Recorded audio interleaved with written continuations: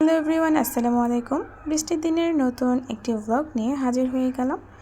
তো ঘরে ছোট বাবু থাকলে কিন্তু ঘর হাজার গোছালেও ঠিকঠাক থাকে না। তো আমার বাবু সারাদিনই তার খেলনাগুলো দিয়ে খেলে, তো যার ফলে ঘরের এই যে অবস্থার সমস্ত খেলনাগুলো ছড়িয়ে ছিটিয়ে ছিল। এখন এই খেলনা দিয়ে খেলে, তো তখন ওই খেলনা দিয়ে খেলে। তো ভাবলাম এগুলো গুছিয়ে ফেলি, তার আগে একটা ছোটো ক্লিপ নিয়ে নিই। আর বাহিরে কিন্তু বেশ ভালো বৃষ্টি পড়ছিল, এর আগে ঝুম বৃষ্টি পড়েছে, এখন জাস্ট ঝিরঝির করে পড়ছিল।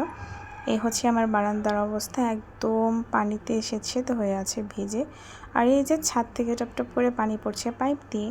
তীব্র তাপদাহর পর এই বৃষ্টিটা কিন্তু ভীষণ ভালো লাগছিল আর এনজয় করার মতো ছিল। যদিও আগে আমি বৃষ্টি দেখলেই ভেস্তে যেতাম, কিন্তু এই বছর একবারও যাইনি, একমাত্র বাবুর জন্য, কারণ বাবুর যদি ঠান্ডা লেগে যায় সেই চিন্তা করে।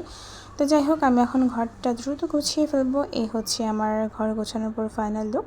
আর আমি কিন্তু খাটটা চেঞ্জ করে ফেলেছি, আগের ভিডিও দেখলে বুঝতে পারবেন, কারণ বাবু এখন হামাগুড়ি দেয়, সে পড়ে যায়, ইভেন সে একবার পড়েও গিয়েছিল। তো যাই হোক, আমি খাটটা গুড়িয়ে ফেলেছি যাতে দুইটা সাইড অন্তত তাকে সেফ রাখতে পারি, আর এই দুই সাইডে আমি বালিশ দিয়ে রাখি। তো এই হচ্ছে তার খেলনা সব একপাশ করে দিয়েছি, আর একপাশে হচ্ছে খালি রেখেছি তার হামাগুড়ি দেওয়ার জন্য।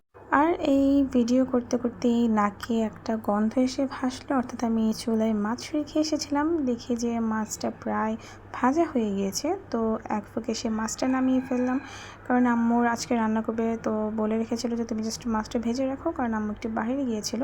তাই আমি জাস্ট মাছটা ভেজে রেখে দিয়েছিলাম। এখানে আমার দুপুরের কাছে এটি। তো বাবুকে গোসল টোসল করিয়ে যেই একটু ঘুমাবো, দেখি যে আকাশ ভীষণ মেঘলা করেছে, আরও বৃষ্টি নামবে। বৃষ্টি দিলে কিন্তু একটু ঝাল ঝাল কিছু খেতে ভীষণ ভালো লাগে, বিশেষ করে ডালের বড়া যদি হয়। কিন্তু ডালের বড়া করার সেই এনার্জিটা ছিল না, সেই জন্য চটজলদি করে নুডলস রান্না করে ফেললাম সবার জন্য। আর নুডলসটা কিন্তু বেশ মজা হয়েছিল। এরই মাঝে দেখি আমাদের ওয়াইফাই লাইন চলে গিয়েছে, তো আমরা অফিসে কল দেওয়াতে তারা লোক পাঠিয়ে দিল এবং তারা ওয়াইফাই কাজ করলো। আর ইতিমধ্যে কিন্তু সন্ধ্যা গড়িয়ে গিয়েছে, যে বাইরে অন্ধকার দেখা যাচ্ছে রান্নাঘরের জানালা দিয়ে।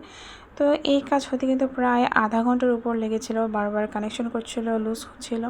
তো যাই হোক, সন্ধ্যার দিকে নাস্তা হিসেবে আমি আম কেটে নিয়েছিলাম। আর এই হচ্ছে আমগুলো, এগুলো কিন্তু হাড়িভাঙ্গা আম মনে হয়, আমার ঠিক খেয়াল নেই। তো এই আমগুলো খেতে বেশ মিষ্টি ছিল আর এত টকটকে লাল ছিল। এই হচ্ছে আমের লুকটা, মানে দেখেই বোঝা যায় যে খাওয়ার টেস্টটা কেমন হবে। আর আমার আম্মুর কিন্তু আম ভীষণ প্রিয়।